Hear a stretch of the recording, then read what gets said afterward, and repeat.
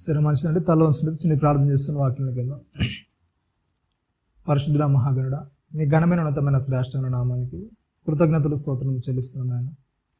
మరి ఒకసారి నాయన లోకంలో ఉన్న మమ్మల్ని నాయన మీ పరిశుద్ధ సంఘానికి నాయన తీసుకుని వచ్చిన ఆయన నీ వాక్కుల బలం చేత నాయన మాలో ఉన్న మలినాన్ని కలగడానికి నాయన మీరు ఇచ్చిన కృపను బట్టి కృతజ్ఞతలు చెల్లించుకుంటున్నాం నాయన. ఇదిగోనైనా మీ వాక్యంలో నుండి నాయన మేము వినబోతున్న మాటలనైనా మా హృదయాన్ని నాయన నీ వైపు తిప్పి మా మలినాలను కనుక్కోగలుగుటకు నాయన నీలో బలపరచగలుగుటకు అట్టి కృపను మహాద్భాగ్యాన్ని మాకు అనుగ్రహించిన ఆయన. అలాగే చెప్పను నేను నాయన నన్ను నేను తగ్గించుకొని నీ వాక్యాన్ని హెచ్చించగలుగుటకు నేను మహిమపరచగలుగుటకు అట్టి కృపను మహాద్భాగ్యాన్ని అనుగ్రహించినాను. క్రీస్తు వారి పరిశుద్ధ నామమున ప్రార్థన వేడుకుంటున్నాను తండ్రి, ఆమేన్. కుడి వచ్చిన మీ అందరికీ ప్రభు రక్షణ క్రీస్తు నామములో వందనాలు తెలియజేస్తున్నాండి. మంచిది, మనం స్వపరీక్ష అనే విషయాన్ని గురించి మాట్లాడుకుంటున్నాం. క్రైస్తవునిగా అసలు మనం ఎలా ఉండాలి, మనల్ని మనం ప్రతిరోజు కూడా ఏం చేసుకోవాలి, పరీక్షించుకుంటూ ఉండాలి. అసలు ఏ విధంగా ఉన్నాం మనం, అందరిలాగానే క్రైస్తవులుగా ఉన్నాం, లేకుంటే క్రీస్తుకు తగిన మాదిరి అనేది మనలో దినదినం అభివృద్ధి చెందుతుందని ప్రతిరోజు కూడా ఏం చేసుకోవాలి, మనల్ని మనం పరీక్షించే వారంగా పరీక్షించుకునే వారంగా మనం ఉండాలి అనుకుంటూ 11 విషయాల గురించి మనం నేర్చుకున్నాం. 11 విషయాలు అయిపోయాయి. 12వ విషయం ఏంటంటే ఇతరులను అపహాస్యం చేయకుండా దయను క్షమాపణను అనే హృదయాన్ని మనం కలిగి ఉన్నామా? ఓకేనా?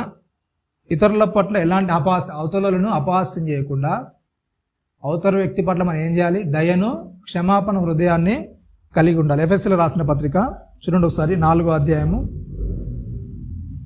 32వ వచనం. ఎఫెసీయులకు రాసిన పత్రిక 4వ అధ్యాయం 32వ వచనం.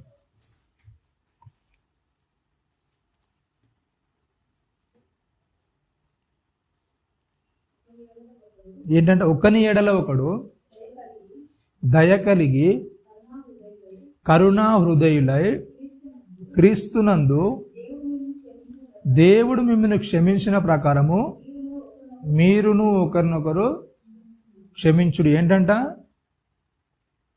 అపోస్తలుడైన పౌలు గారు ఎఫెసీ సంఘానికి రాస్తూ చెప్తున్నారు. ఏంటంట?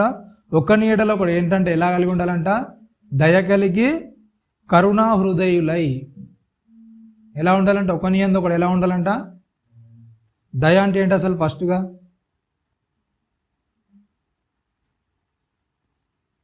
దయ అంటే ఏంటిది?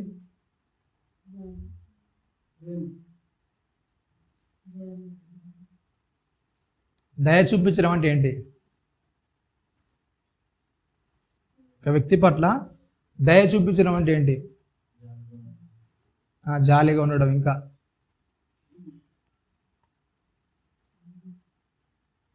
దయ చూపించడం అంటే ఏంటి? సానుభూతి. ఒక విధంగా చెప్పాలంటే మనం రోడ్ల మీద కొంతమంది దీనస్థితిలో ఉంటారు. అట్లాంటి వాళ్ళ దగ్గర మీరు ఏమైనా ఆశిస్తారా? వాళ్ళ దగ్గర నుంచి మీరు ఏమైనా కోరుకొని వాళ్ళకి ఏమైనా సాయం చేద్దాం అనుకుంటారా? లేకుంటే ఏం కోరుకోకుండా సాయం చేద్దాం అనుకుంటారా? ఎట్లుంటారు చెప్పండి? ఒక వ్యక్తి రోడ్డు మీద ఉన్నాడు అనుకోండి, ఆ వ్యక్తి తన పరిస్థితి దీనంగా ఉందనుకోండి, అట్లాంటి వ్యక్తి దగ్గర మనం ఏమైనా ఆశించి సాయం చేయాలనుకుంటామా? లేకుంటే ఏం ఆశించకుండా సాయం చేయాలనుకుంటామా? మన వంతు మన సాయాన్ని అందించాలనుకుంటే, ఒక వ్యక్తి మనకు దీనస్థితిలో ఉంటే ఆ వ్యక్తికి ఏం చేయాలనుకుంటాం చెప్పండి? ఆడేదో ఇస్తేనే నేను చేస్తాను అనే విధంగా మన ఆలోచన ఉండదు. ఎలా ఉంటుంది మన హృదయం అనేది? దయగలిగి ఏం చేస్తాం? మన దగ్గర ఉన్నది ఎంతో వానికి సాయం చేస్తే అది ఆ రోజుకు సంతృప్తిగా అనిపిస్తుంది. అవునా కదా? ఆ వ్యక్తి కోరుకున్నది ఏదో కొద్దిగా అన్నమా లేకుంటే ఏదైనా దబ్బా అతనికి ఇస్తే ఆ వ్యక్తి ఆనందాన్ని చూసి మనం ఏం చేస్తాము? దాన్ని బట్టి మనం సర్లే ఈరోజు ఒకరికి మనం సాయం చేసాము. ఓకే, అట్లాంటి దాన్ని ఏమంటారు చెప్పండి? దయ అంటారు. కాబట్టి ఏంటంటే ఒక్కని ఏడలో కూడా ఎలా ఉండాలంట? దయగలిగి కరుణా హృదయులై ఉండాలి.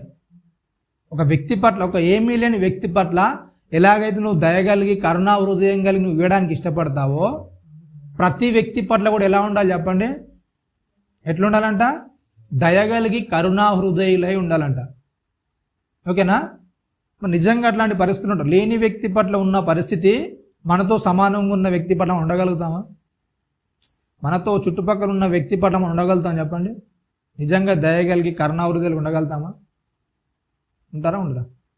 ఏమైనా అవసరం అంటే సాయం చేయడానికి మనం సిద్ధంగా ఉంటామా ఉండమా? ఉంటారా ఉండరండి? ఎట్లుంటుంది చెప్పండి? మనకెన్నో ఆలోచనలు వస్తుంటాయి, మనకెన్నో స్వార్థాలను ఎదురవుతాయి. ఒక దయ చూపించే విషయాల్లో వ్యక్తిని బట్టి మన పరిస్థితి అనేది ఏమవుతుంది చెప్పండి? ఆ వ్యక్తి యొక్క స్థాయిని బట్టి పరిస్థితి ఏమవుతుంది, మన హృదయంలో మార్పు అనేది చెందుతుంటుంది. కానీ ఇక్కడ అపోస్తలుడైన పౌలు గారు రాసి చెప్తుంది ఏంటంటే, ఒకని ఎడల ఒకడు ఎప్పుడు కూడా ఎలా ఉండాలంట?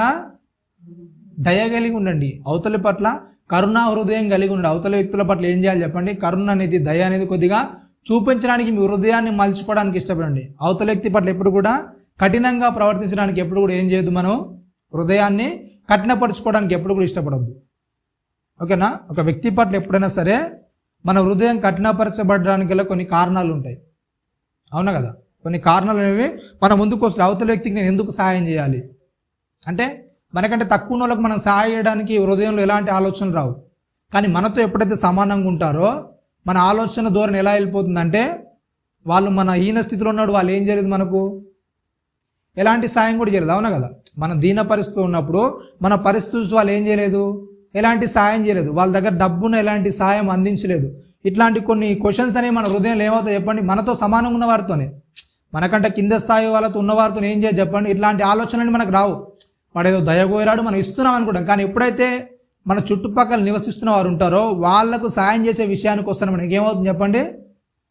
కొన్ని ఆటంకాలనే మనకు ఎదురవుతాయి. వాళ్ళకి మనం ఎందుకు సాయం చేయాలి, ఏ విధంగా సాయం చేయాలి, సాయం చేస్తే మనకు వచ్చే లాభాలు ఏంటి, వీటన్నిటిని కూడా ఏం చేస్తాం చెప్పండి? అంచనాలు వేస్తుంటాం. మన హృదయంలో ఇలాంటి అంచనాలన్నీ కూడా మన లోపల మైండ్ అనేది క్యాల్కులేట్ చేస్తూ ఉంటుంది. దానికి చేస్తే లాభం ఏంటి, నష్టం ఏంటి, ఇవన్నీ కూడా ఏం చేస్తుంది? ఒక దీనస్థితిలో ఉన్న వ్యక్తికి చేసేటప్పుడు ఇలాంటి అంచనాలు ఏవి వేసుకోదు మెదడు. కానీ ఎప్పుడైతే మన స్థాయిలో ఉన్న వ్యక్తికి ఎప్పుడైతే ఇట్లాంటి చేస్తుంటామో మైండ్ అంతా కూడా ఏం చేస్తుంది చెప్పండి? దాని యొక్క ఆలోచనలు, దాని లెక్కలు అనేది వేసుకుంటూ ఉంటుంది. కాబట్టి అపోస్తలుడైన పౌలు గారు చెప్తుంది ఏంటంటే, ఒకని ఎడల ఒకడు ఎలా ఉండాలంట? మీ మైండ్లో ఎప్పుడు కూడా ఏం చేయాలి చెప్పండి? లెక్కలు వేసుకోవద్దు. ఒక వ్యక్తికి ఎప్పుడైతే సాయం చేయాలనుకుంటారో మీరు మీ మైండ్లో ఏం చేసుకోవద్దు? లెక్కలు వేసుకోవద్దు. అంటే వాని నుంచి నాకు వచ్చేది ఏంటి లాభం, వానికి సాయం చేస్తే నాకు కలిగే లాభం ఏంటి, ఓకేనా, వాడు ఆనందపడితే నాకు వచ్చే లాభం ఏంటి, ఇట్లాంటి ఎప్పుడు కూడా ఏం చేయదంట? మనసులో లెక్కలు వేసుకోవద్దు. లెక్కలు వేసుకోకుండా ఏం చేయాలంట? ఒక్కని ఎడల ఒకరు ఏం చేయాలి చెప్పండి? దయగలిగి ఉండండి. అందుకే మత్తయి సువార్తలో యేసుక్రీస్తు వారు చెప్తున్నారు ఏంటంటే, ఒకడు ఏంటంట 50 రూపాయలు అప్పునున్నాడు, ఒకడేమో చాలా దేనారుల అప్పునున్నాడు. అట్లాంటి వానికి రాజు ఏం చేశాడు చెప్పండి? ఎక్కువ డబ్బు మొత్తంలో అప్పును ఏం చేశాడు? క్షమించేశాడు. ఎందుకంటే అతడు పలికిన మాటను బట్టి ఏమైందంటే, రాజు కొద్దిగా సర్లే నాకు ఎంతో ఉంది, ఈ కొద్దిగా అంత వదిలేస్తే ఏమవుతుంది అనుకుని ఏం చేశాడు? రాజు దయదలిచి వదిలేశాడు. అట్లాంటి పరిస్థితుల్లో ఆ వ్యక్తి బయటకు వచ్చి తనకు 50 రూపాయల అప్పును ఏం చేశాడు చెప్పండి? అతని పీక పట్టుకొని నిలదీసిన పరిస్థితిని మనం చూస్తాం. ఓకేనా? ఆ వ్యక్తి ఎప్పుడైతే దయ పొందిన వ్యక్తులు అవతల వ్యక్తికి దయ చూపించేదాన్ని క్షమాపణ గుణం వస్తారని ఏమవుతుంది చెప్పండి? విడిచిపెట్టలేదు. తన దగ్గర ఉన్న ఒక రూపాయిని కూడా ఏం చేయలేకపోతున్నాడు? అవతల వ్యక్తి నుంచి తీసుకోవడానికి ఇష్టపడతాడు. కానీ ఈ వ్యక్తి అవతల వ్యక్తికి వదలాలంటే ఏం చేస్తారు చెప్పండి? క్షమించలేని తత్వం అనేది మనిషిలో పెరిగిపోతుంది. కాబట్టి ఆ ఉదాహరణలన్నీ యేసుక్రీస్తు వారు చెప్పాడు. దాన్నే మరలా తీసుకొని అపోస్తలుడైన పౌలు గారు చెప్తూ, ఒకని ఎడల ఒకడు దేవుడు మిమ్మల్ని క్షమించిన ప్రకారము, దేవుడు ఎలాగైతే మిమ్మల్ని క్షమిస్తున్నాడో మనం అనుకుంటాం ఏంటంటే, మనం సంపాదిస్తున్నాం కాబట్టినే ఇంత లగ్జరీగా ఖర్చు పెడుతున్నాం అనుకుంటాం. కానీ ఎప్పుడైతే దేవుడు ఆరోగ్యాన్ని, ఆయుష్ని ఇయ్యడో మనం ఏం కూడా చేయలేం. మనం అనుకుంటాం అంటే మన సొంతంగా మనమేదో చేస్తున్నాం అనుకుంటాం. కానీ చాలామంది ఈ పరిస్థితిలో, మేము పోయిన సండే హాస్పిటల్కి వెళ్ళాం. హాస్పిటల్కి వెళ్తే అక్కడ పరిస్థితి చూసి ఏంటంటే, అనేక మంది ఏంటంటే రోగాలతో, చాలా ఇబ్బందులతో పరిస్థితుల్లో జాయిన్ అయిపోయి ఉన్నారు హాస్పిటల్లో. అవునా? అట్లాంటి పరిస్థితుల్లో ఏంటంటే దేవుడు ఎంత చక్కగా చూస్తున్నాడు మనల్ని. అవునా కదా? ఎంతోమందికి ఎన్నో పరిస్థితుల్లో అలా కట్టబడి ఉన్నారు, చిక్కొని ఉన్నారు. అట్లాంటి పరిస్థితుల్లో లేకుండా దేవుడు ఎంతో జాగ్రత్తగా చూస్తున్నాడంటే అది మన గొప్పతనమా, దేవుని గొప్పతనమా? అవునా కదా? దేవునికి ఎప్పుడు కూడా మనం ఏం చేయాలి? కృతజ్ఞత కలిగిన వారిగా ఉండాలి. ఆయన కృతజ్ఞత కలిగి ఉండడం ఏంటంటే ఆయన చెప్పిన మాటల అనుసారంగా మనం బ్రతకడమే. ఎప్పుడైతే దేవుని మాటలు అనుసరిస్తూ మనం బ్రతుకుతామో మన జీవితం అంతా కూడా ఏమవుతుంది చెప్పండి? అవతల వ్యక్తి పట్ల కొద్దిగా అసహ్యంగా ప్రవర్తించాలి, కొద్దిగా అపహాస్యం చేయాలి, అవతలోని గిల్టీగా లేకుంటే అవతలోని కించపరిచే విధంగా మాట్లాడాలి, అవతలోని తలెత్తకుండా మాట్లాడాలి అనే హృదయంలో ఉన్న తలంపులన్నీ కూడా ఏమవుతాయి చెప్పండి? వెళ్ళిపోతాయి. అలాంటివి రావు మన హృదయంలోనికి. ఎప్పుడైతే దేవుని మనస్సును బట్టి మనం ఆలోచిస్తామో అవతల నేను కించపరచాలి, అవతల నేను ఇబ్బంది పెట్టాలనే ఆలోచన ఏమవుతుంది చెప్పండి, మన మెదడులో నుంచి తొలగించబడుతుంది. అట్లాంటి ఆలోచనలు మన మెదడులోనికి రావు. ఎందుకంటే దేవుడు నన్ను ఇంత చక్కగా, ఇంత ఆరోగ్యంగా, ఇంత జాగ్రత్తగా దేవుడు నన్ను చక్కబెడుతుంది. ఎందుకు చెప్పండి? మనం ఒక గొప్ప స్థితిలో ఉన్నామంటే అవతలను కూడా ఏం చేయాలి చెప్పండి? అవతలనికి సహాయపడే విధంగా మనకు హృదయం అనేది కరుణా హృదయం కలిగి ఉండి అవతలను ఎప్పుడు కూడా ఇబ్బంది పెట్టే విధంగా మన ఆ ప్రవర్తన అనేది ఎప్పుడు కూడా అవతలోనికి చేసే విధంగా ఉండదు. అట్లాగే ఏమని చెప్తున్నాడు, క్రీస్తునందు దేవుడు మిమ్మల్ని క్షమించిన ప్రకారం మీరు కూడా ఏం చేయాలంట? ఒకరినొకరు ఏం చేయాలి? క్షమించాలి. దేవుడు ఏంటంటే పరిపూర్ణుడు. దేవుడు ఎట్లా అయితే పరిపూర్ణంగా క్షమిస్తాడో అట్లా పరిపూర్ణంగా అవతల వ్యక్తిని మనం ఏం చేయాలి చెప్పండి? ఏం చేయాలి? క్షమించాలి. నిజంగా అట్లా క్షమిస్తామని చెప్పండి. దేవుడు ఎంత పరిపూర్ణంగా అయితే మనం క్షమిస్తున్నాడో అంత పరిపూర్ణంగా అవతల వ్యక్తి మనం క్షమించగలుగుతామా? క్షమించగలుగుతాం లేదా? దానికి వస్తేనే మనం కొద్దిగా క్వశ్చన్ మార్క్ వేసుకోవాల్సింది ఏంటంటే, నిజంగా దేవుడు ప్రేమించినంతగా మనం ఏం చేయలేం చెప్పండి? దేవుడు క్షమించినంత అవతల వ్యక్తిని ఏం చేయలేం, మనం క్షమించలేము. అవునా కదా? ఏదో క్షమిస్తున్నామని చెప్తాం కానీ మన లోపల కూడా కొన్ని ఏముంటాయి చెప్పండి? కొన్ని లోపల అలా హృదయంలో తట్టుకొని ఉంటాయి. కొన్ని పరిస్థితులు అనేవి అలా ఆపేస్తుంటాయి. పూర్తిగా ఆ వ్యక్తిని క్షమించకుండా ఏదో పైగా మాట్లాడే విధంగా ఆ వ్యక్తి చేసిన గాయాన్ని బట్టి ఏం చేస్తాం చెప్పండి? పూర్తిగా ఆ వ్యక్తిని క్షమించలేం. కానీ ఏం చేస్తాం? ఏదో ఒప్పుకొని సర్దుకొని పోతుంటాం కానీ పూర్తిగా మాత్రం ఏం చేయలేము, క్షమించలేం. కానీ దేవుడు ఏమంటున్నాడంటే, ఎప్పుడైతే ఆ వ్యక్తిని మనం పూర్తిగా క్షమించమో, మీరు ఎప్పుడైతే పూర్తిగా క్షమించారో దేవుడు కూడా ఏం చేయడు చెప్పండి? మనల్ని కూడా పూర్తిగా క్షమించడు. ఎప్పుడైతే మనం ఒక వ్యక్తిని పరిపూర్ణంగా క్షమిస్తామో దేవుడు కూడా ఏం చేస్తాడు? మనల్ని కూడా పరిపూర్ణంగా క్షమించడానికి ఇష్టపడతాడు. ఓకేనా? మనం ఏదైతే కోరుకుంటామో దేవుని దగ్గర నుంచి అవతల వ్యక్తికి కూడా మనం ఏం చేయాలి? అది చేయాలి. ఎప్పుడైతే మనం అది చేస్తామో, దేవుడు కోరుకుంది ఏదైతే మనం భూమి మీద జరిగిస్తామో దేవుడు ఏం చేస్తాడు? మనల్ని ఆ రీతిలో మనల్ని కూడా క్షమించడానికి ఇష్టపడతాడు. కాబట్టి ఏం చేయాలి? ఏ వ్యక్తిని కూడా ఏం చేయొద్దు, అపహాస్యం చేయకుండా ఏం చేయాలి? దయను, క్షమాపణను అవతల వ్యక్తిని మన హృదయం కలిగి అవతల వ్యక్తి పట్ల మన హృదయం అనేది అలా స్పందించే విధంగా చూసుకోవాలి. ఎప్పుడు కూడా అవతల వ్యక్తి ఏదో నాకు ద్రోహం చేశాడు, నాకు అన్యాయం చేశాడు, అది మనసులో పెట్టుకొని ఇంకేదో మనం చేయడానికి ఎప్పుడు కూడా మన హృదయం అనేది ప్రేరేపించబడకుండా జాగ్రత్త చూసుకోవాలి. ఓకేనా? ఎప్పుడైనా సరే హృదయం ఏంటంటే మనకు తెలుసు, రాస్తూ చెప్తాడు, ఇర్మియా గారు రాస్తూ చెప్తాడు, హృదయం ఏంటంట అన్నిటికంటే మోసకరమైంది, బహుఘోరమైన వ్యాధి కలదు అది. అంటే హృదయంలో ఏం చేస్తుందంటే చాలా మోసం అనేది జరుగుతుంది. మనం అనుకుంటాం అంతా కరెక్ట్గానే ఉన్నాం, అంతా రైట్గానే ఉన్నాం అనుకుంటాం, కానీ ఆ రైట్గా ఉన్నామని చెప్తుంది ఏంటి చెప్పండి? మనల్ని మోసం చేస్తుంది హృదయం అనేది. నువ్వు అంతా పర్ఫెక్ట్, నీ వైపు తప్పేం లేదు, నువ్వు చేసేది అసలు తప్పే కాదు అని ఏం చేస్తుంది హృదయం అంతా కూడా? ఏం చేస్తుంది చెప్పండి? నేను మోసం చేస్తుంది, మభ్య పెడుతుంది అంతే. నువ్వు చేసేదంతా కూడా కరెక్టే, నువ్వు చేసేది ఏది కూడా తప్పు కాదు అని ఏం చేస్తుంది హృదయం అంతా కూడా నేను మోసంలోనికి నడిపిస్తుంది. కాబట్టి ఆ మోసం నుంచి బయటపడి ఏం చేయాలి? చాలా జాగ్రత్తగా మన హృదయం అనేది ఎలా ఉంది అసలు దేవుడు కోరుకున్న దయ అనేది, క్షమాపణ అనేది మన హృదయంలో పరిపూర్ణంగా అది లోపల పెరుగుతుందా లేకుంటే ఇంకా తగ్గిపోతుందా మన పరిస్థితులను బట్టి అనేది జాగ్రత్తగా మనం పరీక్షించుకోవాలి. ఓకేనా? రైట్. 13వ విషయం ఏంటంటే, ఇతరులను మోసం చేయకుండా నమ్మకంగా ఆదరణతో వారిని చేర్చుకుంటున్నాము.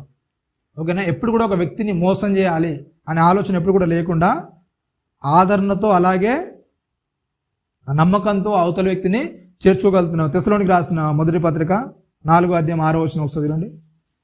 తెస్సలోనికి రాసిన మొదటి పత్రిక 4వ అధ్యాయం 6వ వచనం.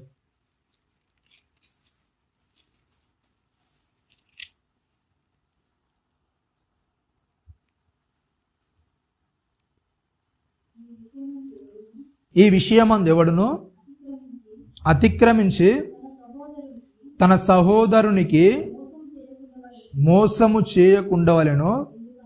ఎందుకనగా మేము పూర్వం మీతో చెప్పిన సాక్ష్యం ఇచ్చిన ప్రకారము ప్రభువు వీటన్నిటి విషయమై ఏంటంటే ప్రతిదండన చేయువాడు. పరిశుద్ధులగుటకే దేవుడు మనల్ని పిలిచెను కానీ అపవిత్రులుగా ఉండుటకు పిలవలేదు. కాబట్టి ఉపేక్షించువాడు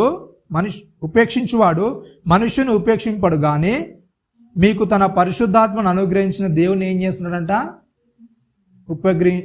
ఉపేక్షించున్నాడు, దేవుణ్ణే విడిచిపెడుతున్నాడు, నెగ్లెక్ట్ చేసి. అంటే ఇదంతా లైట్ తీసుకో, ఒక వ్యక్తి చెప్తున్నాడు కదా అనుకునే వ్యక్తి ఏంటంట, అట్లా మనిషి మాటలు కాదు నెగ్లెక్ట్ చేసేది. ఎవరి మాటలంట? దేవుని మాటలు.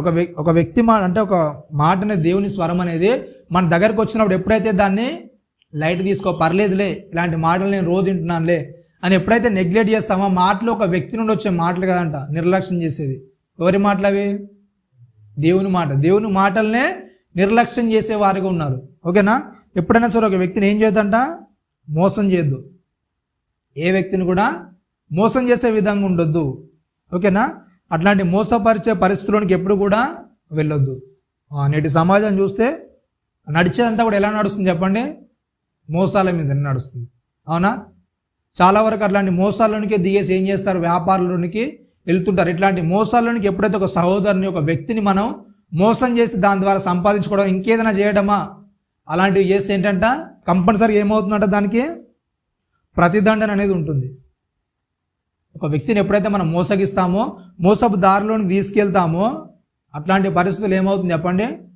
ఒక వ్యక్తిని మోసం చేయాలని ఆలోచన ఎప్పుడైతే నీ హృదయంలోనికి వస్తుందో, అప్పుడు ఏం చేస్తా చెప్పండి? దేవుని చేత కంపల్సరీగా నీకు ప్రతిదండన ఏమవుతుంది చెప్పండి? కంపల్సరీగా వస్తుంది. ఎందుకంటే మనం ఏదైతే విత్తాం ఏం చేస్తాం? కంపల్సరీగా ఏం చేస్తాం చెప్పండి? ఏ విత్తనాన్ని విత్తే ఆ పంటను ఏం చేస్తాం? కంపల్సరీగా కోస్తాం. అవతల వ్యక్తి పట్ల ఏదైతే నువ్వు చేయాలని చూస్తావు, ఏ మోసం అయితే నువ్వు అవతల వ్యక్తి పట్ల చేయాలని చూస్తావో, ఆ మోసం ఏమవుతుంది చెప్పండి?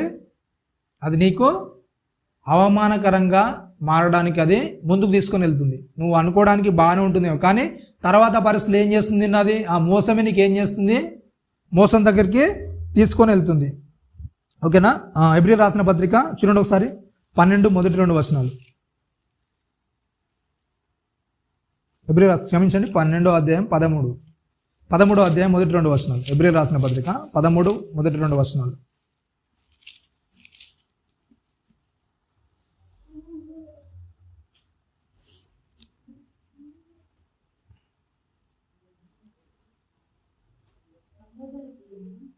ఏంటంటే సహోదర ప్రేమ ఏంటంటే నిలువరముగా ఉండనీయుడు. ఏంటంటే అండి ఏమని చెప్తున్నాడు?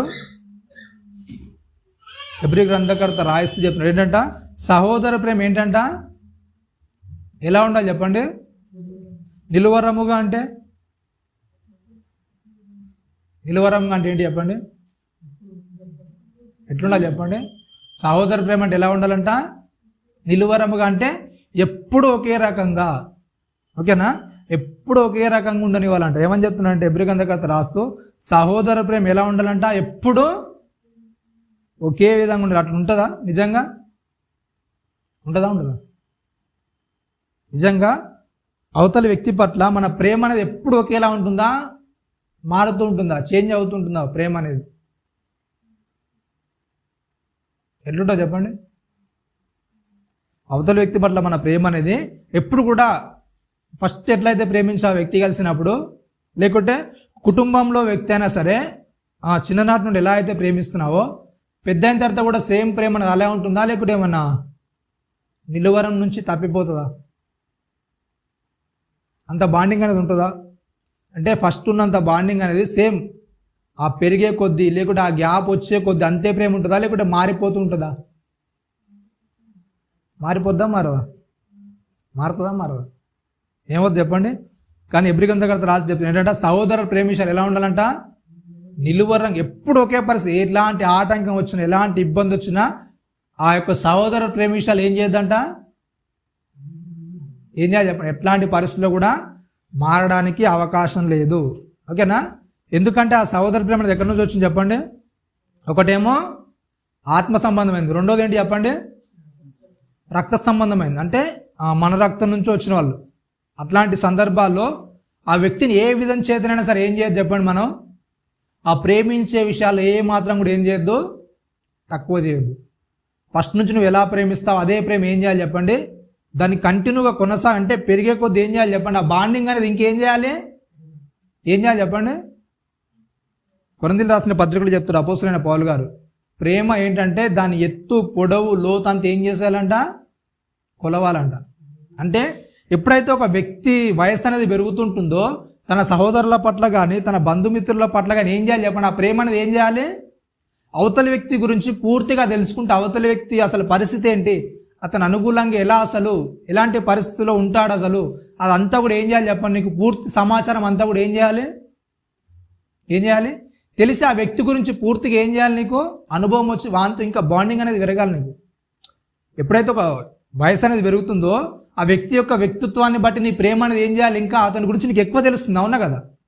ఎప్పుడైతే చిన్న స్థాయిలో ఉంటావో ఏజ్ అనేది పెరిగే కొద్దీ ఆ వ్యక్తి గురించి ఏం తెలుస్తుంది నీకు, ఇంకా అనేక విషయాలు అనేది తెలుస్తుంటాయి. అవునా కదా? ఒక వ్యక్తి గురించి అనేక విషయాలు అనేది తెలుస్తున్నప్పుడు ఆ వ్యక్తి గురించి పూర్తి అవగాహన నీకు వస్తున్నప్పుడు ఆ వ్యక్తి పట్ల ఏం చేయాలి చెప్పండి. ఒకవేళ అతను తప్పుడు పరిస్థితుల్లోకి వెళ్తే అతను ఇంకా ప్రేమించి సరి అయిన దారిలో తీసుకురావడానికి ప్రేమ పెరగాలి. ఒకవేళ మంచి పరిస్థితిలో ఉంటే నేను మంచిగా లేని కనుక ఏం చేయాలి, ఆ వ్యక్తిని అనుసరించి నేను ఇంకేం చేయాలి, నేర్చుకోవాలి. అవునా? అట్లాంటి పరిస్థితుల్లో మన ప్రేమ అనేది దినదినం ఏం చేయాలి, నిలవరంగా ఇంకా పెరుగుతూ ఉండాలి తప్ప పరిస్థితులను బట్టి ఏం చేసుకోవద్దు. మనం ఎప్పుడు కూడా అవతల వ్యక్తి పట్ల ద్వేషం పెంచుకొని ఆ పరిస్థితులను బట్టి తగ్గించుకోవడానికి ఎప్పుడు కూడా ఇష్టపడద్దు. అవునా కదా? ఎప్పుడైతే ఈ రక్త సంబంధం ఉంటుందో నాకు తెలియదు కానీ భార్యలు అంటే కుటుంబంలోని ఒక వ్యక్తి రాగానే ఏమవుతుంది చెప్పండి, పలచబడిపోతుందంట. అవునా కదా? ఎప్పుడైతే వివాహం అవుతుందో వివాహం అనేది ఏమవుతుంది చెప్పండి, రక్త సంబంధం అనేది పలచబడిపోతుంది. అంటే అందరూ అనేది ఏంటంటే లోకంలో అన్నదమ్ములు ఒకే ఉంటారు కానీ ఏంటి చెప్పండి, వచ్చిన భార్యలు ఒకేగా ఉంటారు. అందరూ కూడా సరైనది ఉంటారా? అన్నదమ్ములు 5 అంతా మాత్రం 5 ఏం చేస్తారు, అందరు ఒకే రక్తం కనుక అందరు కూడా ఏం చేస్తారు, ఒకే మాటగా ఉంటారు. నువ్వంటే నేను పడతా, నేనంటే వాడు పడతాడు. కానీ వచ్చిన వాళ్ళు తగ్గుతారా? తగ్గరు. అవునా? ఇట్లాంటి పరిస్థితులు ఏం చేయాలంటే అట్లాంటి పరిస్థితులు వచ్చినా సరే ఏమవుతుందంటే ఇట్లాంటి పరిస్థితులు ఎప్పుడైతే ఎదురవుతాయి ఏమవుతాయి చెప్పండి, చిన్న చిన్నగా కొండాలు చాడీలు లేనిపోని మాటలను ఏమవుతాయి కుటుంబంలో ఎదురవుతుంటాయి. అవునా కదా? చిన్న చిన్న సమస్యలను ఎదురయ్యి కుటుంబం అంతా కూడా ఏమవుతుంది చెప్పండి, విడిపోవడానికి కారణమవుతుంది. అవునా? మీకు తెలుసలేదో అంటే పెళ్లి వయసు వచ్చినాక 25-30 సంవత్సరాలు ఉన్నాయనుకోండి. ఆ 30 సంవత్సరాల వయసులో పెళ్లి చేసుకుంటే ఒక వ్యక్తి 30 సంవత్సరాల దాకా ఎలా ఉన్నాడు చెప్పండి, ఇతనితో బాండింగ్ అని ఒక కుటుంబంలో ఆ వ్యక్తితో కలిసే ఉన్నాడు. అవునా కదా? అని వ్యక్తిత్వం ఏంటో తెలుసు, అతడు ఎలా ప్రవర్తిస్తాడో అన్నీ కూడా 30 సంవత్సరాల దాకా చూస్తున్న వ్యక్తి ఎప్పుడైతే ఆ వ్యక్తి ఒక భార్య అనే వ్యక్తి తన జీవితంలోకి వస్తుందో ఒక్క మాటను బట్టి విడిపోతున్నాడంటే ఏమన్నట్టు ఇతడు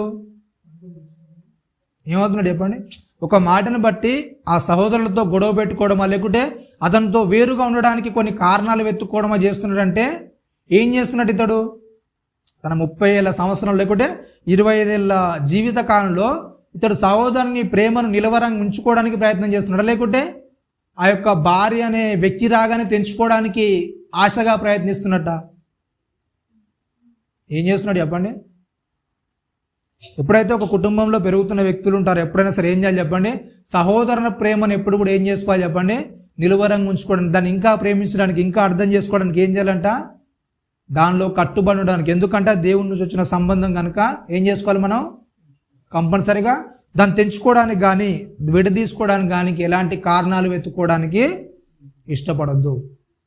ఏవో చిన్న చిన్న కారణాలు అడ్డు పెట్టుకొని మేము విడిపోతాంలే, వాడంటే వీనికి కూడదు, వీడంటే వాడికి కూడదు అనే విధంగా ఎప్పుడు కూడా గొడవలు పెట్టుకునే స్థాయిలోనికి ఎప్పుడు కూడా వెళ్ళొద్దు. దీనికి గల కారణం మీకు తెలుసో లేదు, చాలా న్యూస్లో కానీ ఊర్లలో కానీ మీరు వింటూనే ఉంటారు. ఏంటంటే సొంత అన్నదమ్ములే కానీ ఏమవుతారు చెప్పండి, బద్ధశత్రులుగా మారిపోతారు. ఎందుకంటే ఇంటి జాగ గురించా, లేకుంటే భార్య చెప్పిన చెప్పుడు మాటల గురించా, లేకుంటే ఇంకేదో ఆ అత్తగారి ఇంటి నుంచా, ఏదో ఒక పరిస్థితి వల్ల ఏమవుతారు చెప్పండి, సొంత అన్నదమ్ములే కానీ ఏం చేస్తారు, ఒకరంటే ఒకరు మాట్లాడుకోరు. ఏంటంటే పరిస్థితి వాళ్ళు సరిగ్గా అర్థం చేసుకోవాలి ఒకరినొకరు ఏంటో వాళ్ళు అసలు ఒకవేళ అర్థం చేసుకున్నా కానీ విడిపోవడానికి కారణాలు వెతుక్కుంటున్నారు, వాళ్ళతో కలిసి ఇమ్మడలేక. కాబట్టి అటువంటి పరిస్థితులు ఎప్పుడు కూడా మనం తెచ్చుకోవడానికి ఎప్పుడు కూడా సిద్ధంగా ఉండొద్దు. ఇంకా ముందుకు చెప్తున్నాడు ఏంటంట, ఏమని చెప్తున్నాడు 13 ఏంటంట, ఆదిత్యం చేయ మరవకండి. ఆదిత్యం అంటే తెలుసా లేదా, దాన ధర్మాలుగా ఆదిత్యం అంటే ఇంటికి 4 చుట్టాలు వస్తే ఏం చేయాలి చెప్పండి, ఏం చేయాలి, ప్రేమతో వడ్డించాలి. ఎట్లా వడ్డించాలి చెప్పండి,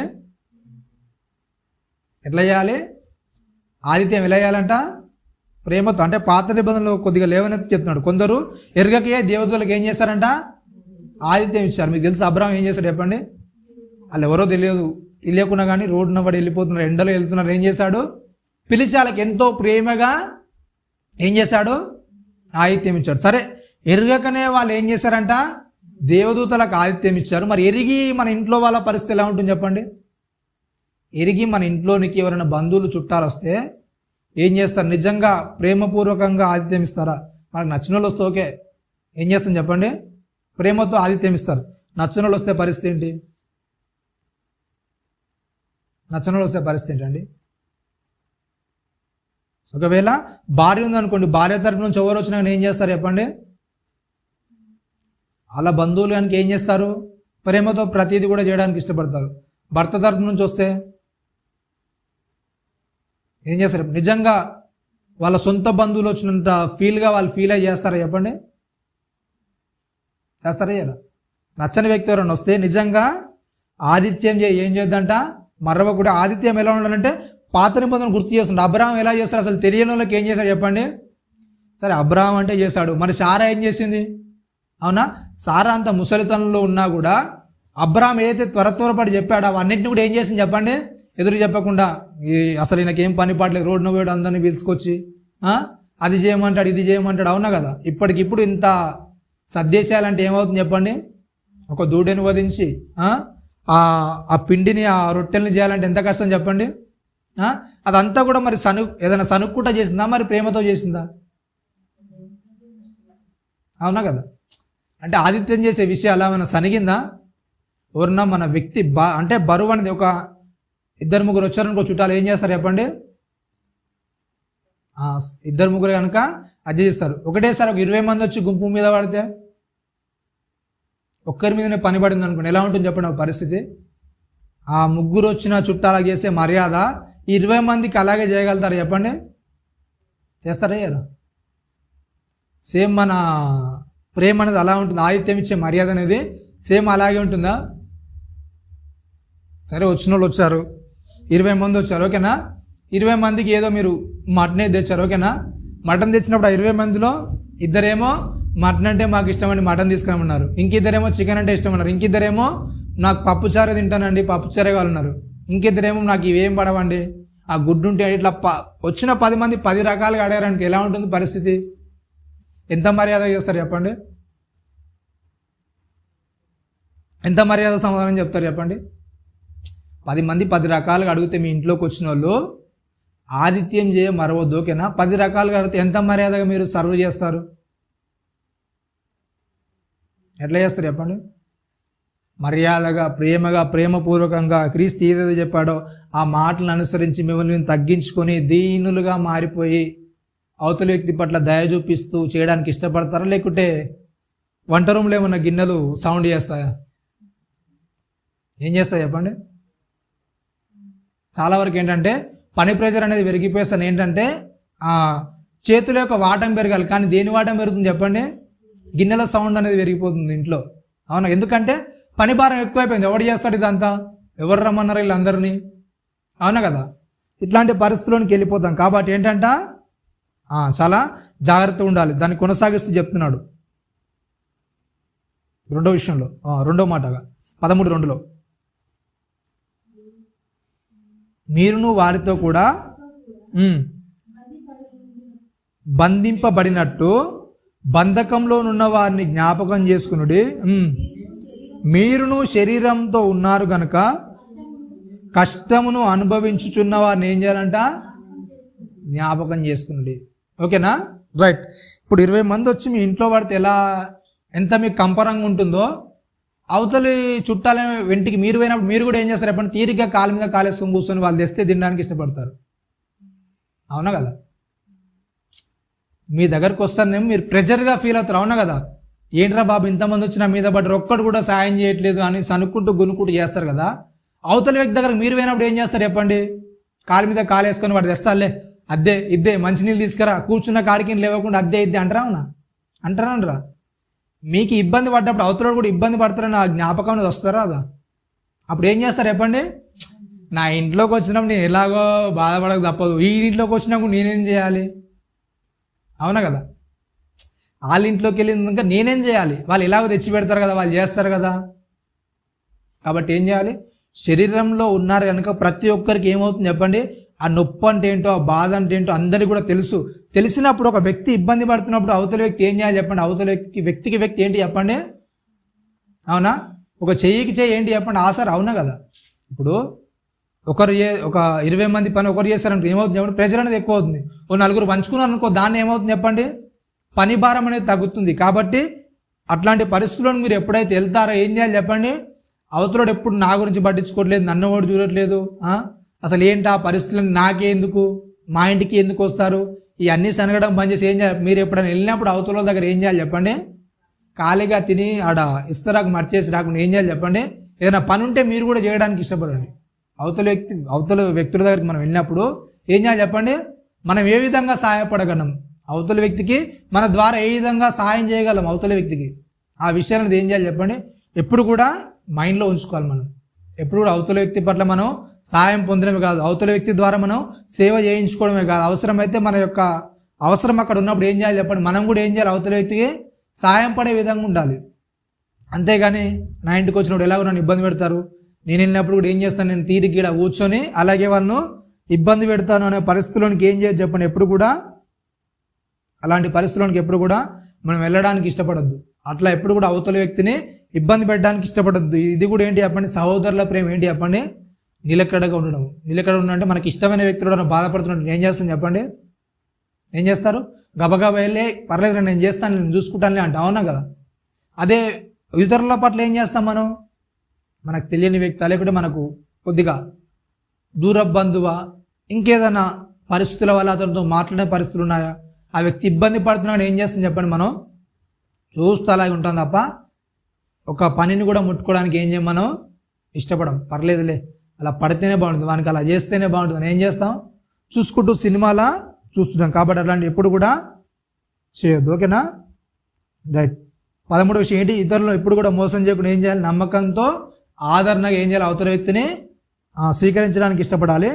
14వ విషయం ఏంటంటే ఎప్పుడు కూడా ఏం చేయాలి, దేవుని నిందించొద్దు, అబద్ధ ప్రమాణం అనేది చేయకుండా చూసుకోవాలి. ఓకేనా?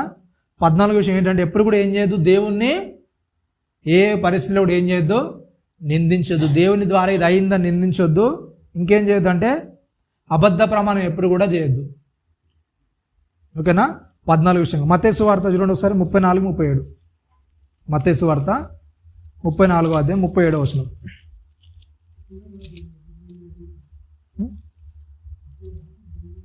క్షమించండి, మత్తయి సువార్త 5వ అధ్యాయము 34-37 వచనాల వరకు. 5వ అధ్యాయము 34-37 వచనాల వరకు.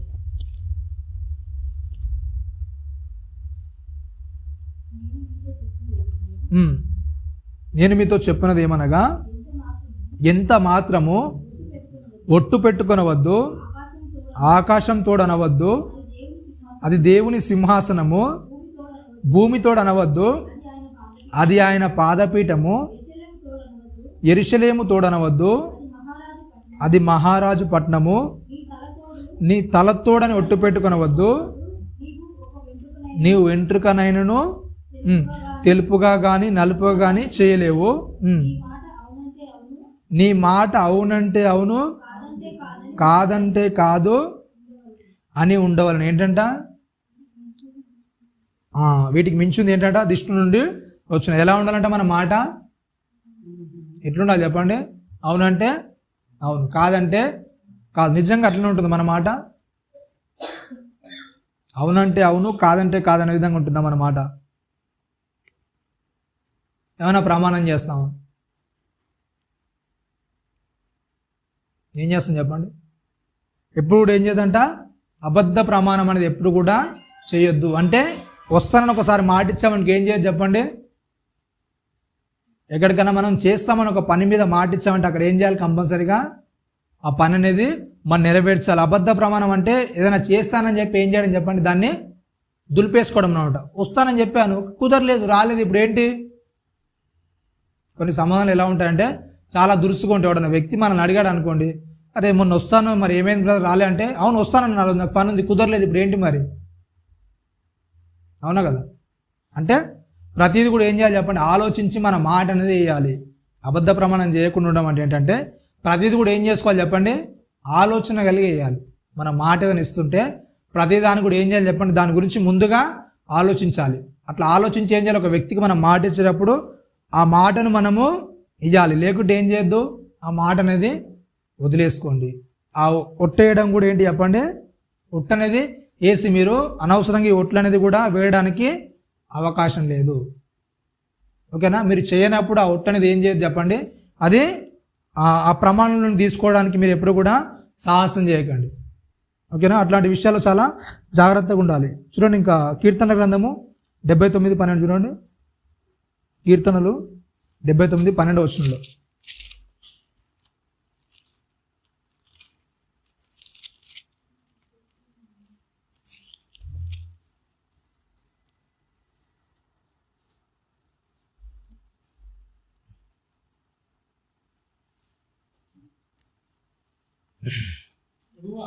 ప్రభువా నా పొరుగువారు నిన్ను నిందించిన నిందకు ప్రతిగా వారి ఎదలోనికి ఏంటంట, 7 నిందలు కలగజేయము. ప్రభువా మా పొరుగు వారిని నిందించిన నిందకు ప్రతిగా వారి ఎదలోనికి ఏంటంట, 7 నిందలు కలగజేయం. ఏం చేస్తాం చెప్పండి, మనం ప్రమాణం ఎలా చేస్తాం?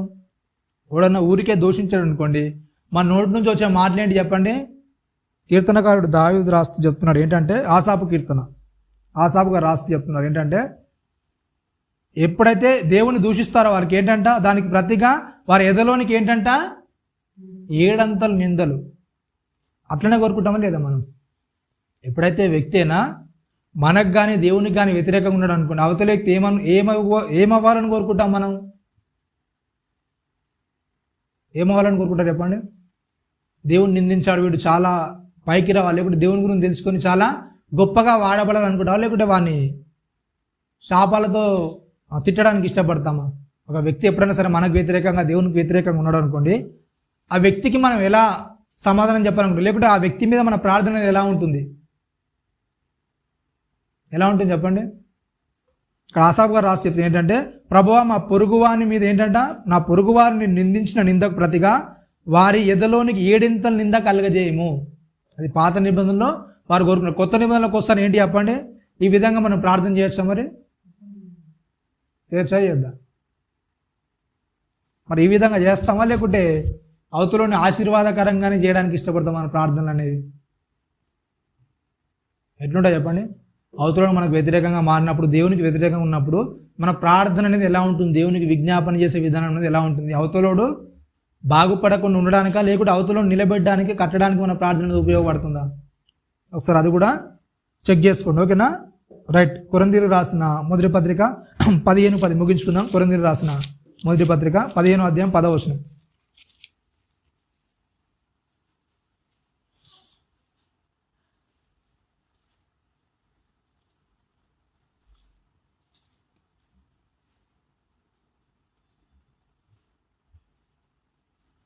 మొదటి కొరింథీ 15:10.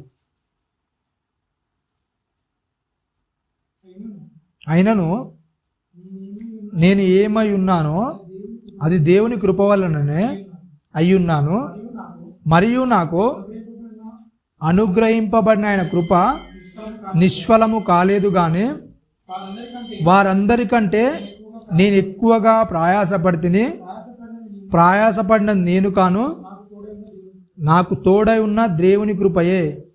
నేనేమైననేమి వారేమైననేమి అలాగుననే మేము ప్రకటించున్నాం, అలాగుననే మీరును విశ్వసించుదురు. ఏంటంటే అపోస్తలుడైన పౌలు గారు కొరింథీ సంఘానికి రాసి చెప్పిన ఏంటంట, నేను ఏమై ఉన్నాను ఏంటంట, దేవుని కృప వలనే, నాది ఏమీ కూడా కాదు.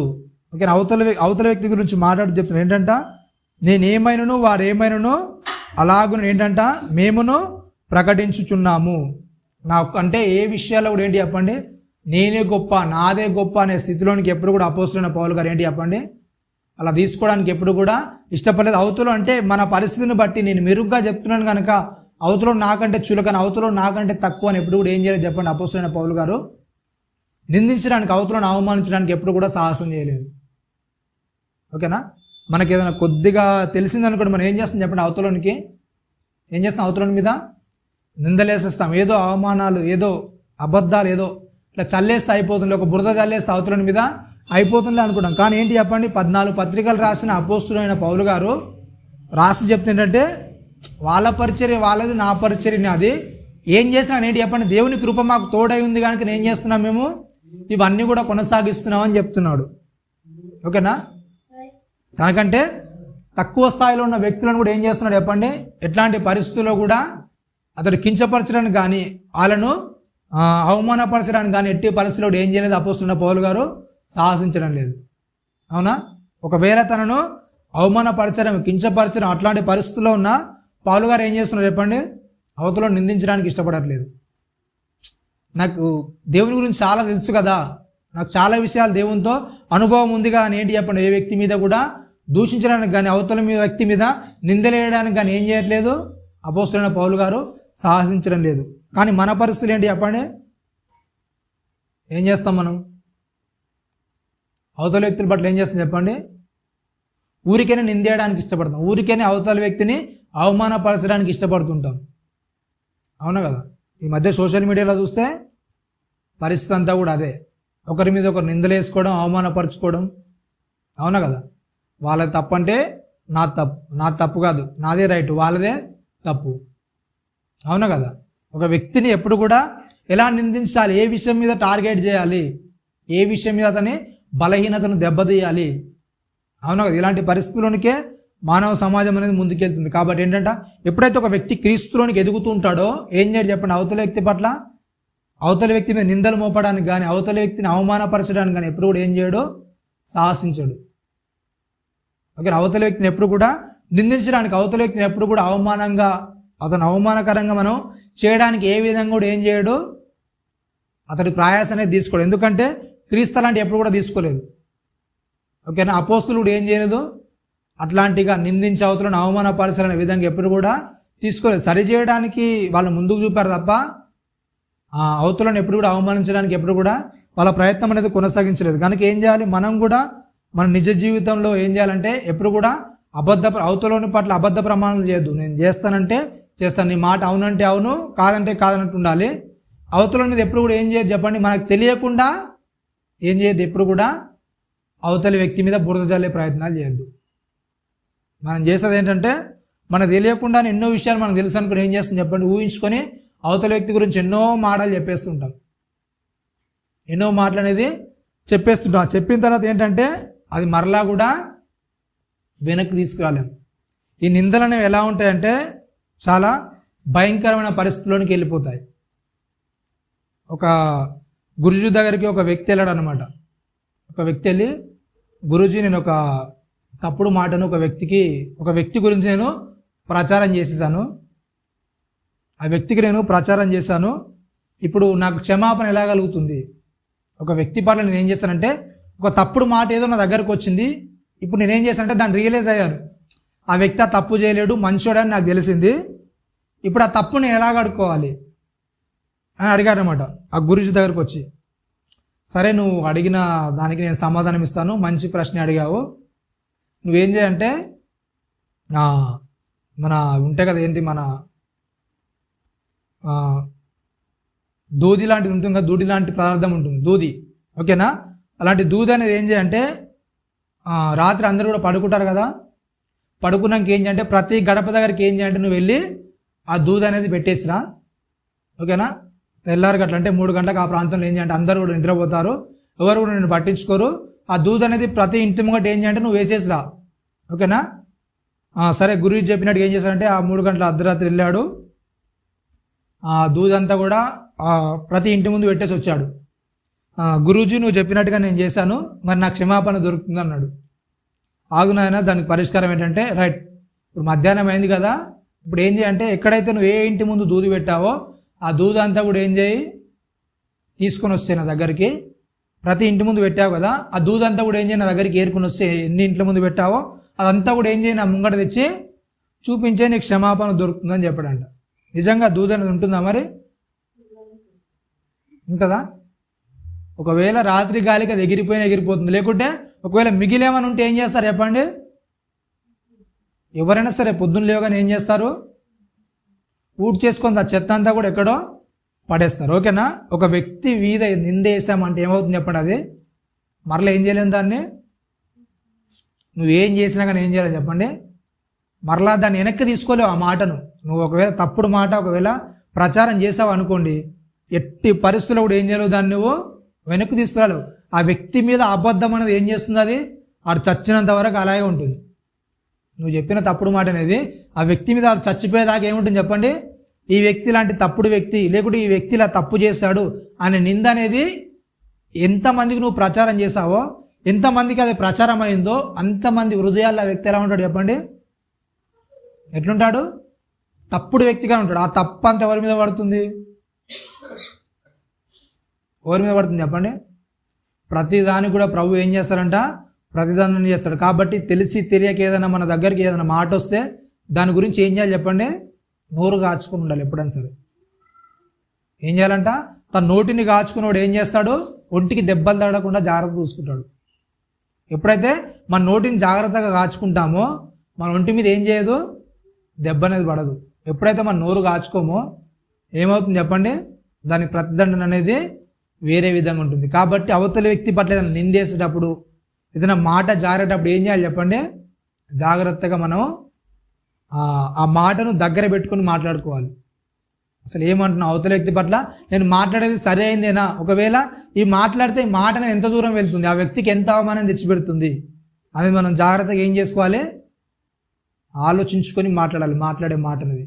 కాబట్టి అట్లాంటి దాంట్లో ఏం చేస్తారంట, ప్రభువు కంపల్సరీగా ఏం చేస్తారు, మనకు ప్రతిదండన చేస్తాడు. కాబట్టి అటు విషయాలు మనం ఏం చేయాలి చెప్పండి, చాలా జాగ్రత్త ఉండాలి. అందుకే అపోస్తలుడైన పౌలు గారు మాట్లాడేది ఏంటంటే, నాతో పాటు వాళ్ళు కూడా సేవ చేస్తున్నారు. ఇదంతా కూడా ఏంటి చెప్పండి, దేవుని కృప వల్లనే జరుగుతుంది తప్ప నాదేం కూడా నేను వాళ్ళకంటే గొప్ప ఏం కాదు, వాళ్ళకంటే నేను గొప్పేం కాదని చెప్పుకున్నాడు. కాబట్టి ప్రతి పరిస్థితిలో కూడా ఏం చేయాలంట, మళ్ళీ మనం తగ్గించుకునే పరిస్థితుల్లోకి ఎప్పుడు వెళ్ళాలి. అవతలోడి మీద ఏదో బురద జల్లేస్తే అయిపోతుందిలే, అది ఏం కాదు, దానివల్ల వచ్చే నష్టం ఏంటి అంటే, ఆ నష్టం ఏంటో నీకు ఇప్పుడు తెలియదు, తర్వాత దాని యొక్క నష్టం ఏంటో తెలుస్తుంది. అతడు అవమానపరచడానికి, అతను నలగడానికి కారణం ఎవరవుతామో, ఏ వ్యక్తి నుంచి అయితే మాట వస్తుందో ఆ వ్యక్తే ప్రధాన కారణం అవుతాడు.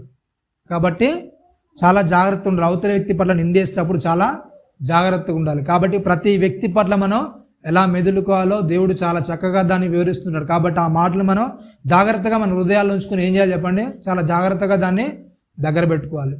ఎప్పుడైతే మనం వాక్యాన్ని మన దగ్గర పెట్టుకొని హృదయాల్లో పెట్టుకొని నడుస్తామో ఎప్పుడు కూడా ఏం చేయమనం తొట్టిల్లం, మనల్ని మనం ఏం చేస్తాం, ప్రతిరోజు కూడా పరీక్షించుకుంటాం. ఎప్పుడైతే దేవుని మాటను మనం నెగ్లెక్ట్ చేస్తాం, పక్కకు పెడతామో మనల్ని మనం ఏం చేయము, పరీక్షించుకోవడానికి ఇష్టపడం, అవతలని పరీక్షించడానికి ఇష్టపడతాం. కాబట్టి మనం నేర్చుకున్న పాఠం ఏంటంటే స్వపరీక్ష, మనల్ని మనం పరీక్షించుకోవాలి ఫస్ట్గా. ఇటు దానిలో మనం ఉంటామని కోరుకుంటూ చిన్ని మాటలు ముగిస్తున్నాం. తల వంచుకొని ప్రార్థించుకుందాం. పరిశుద్ధ మహాగణుడ, నీ ఘనమైన ఉన్నతమైన శ్రేష్టమైన నామానికి కృతజ్ఞతలు స్తోత్రములు చెల్లిస్తున్నాం నాయన. విన్న మాట నాయన మా హృదయంలో ఫలించినాయన, ఇతరుల పట్ల నేను ఎలాంటి నిందలు వేయకుండా మా హృదయాన్ని సరి చేసుకుంటున్నాయన, అవతల వ్యక్తి పట్ల దయ కలిగి కరుణ కలిగి నాయన, అవతల వ్యక్తిని క్షమించలాగున్నాయన, ఇతరులతో ప్రేమ కలిగి నాయన మేము నడుచుకునేలాగున, మా యొక్క ప్రేమ అనేది నాయన అంతం వరకు నాయన దినదినము పెరుగులాగా నీ ఆత్మ సహాయంతో నాయన మమ్మల్ని వర్ధింపజేయండి నాయన. జరగనున్న బలను నాయన పాఠంతులను తోడుగా ఉండి నాయన మీకు మహిమకరంగా జరిగే అటు కృపను మహాద్భాగ్యాన్ని మాకు అనుగ్రహించమని క్రీస్తు వారి పరిశుద్ధమైన నామమున ప్రార్థన మమ్మల్ని అడిగి పెట్టుకుంటున్నాను. అందరికీ వందనాలు.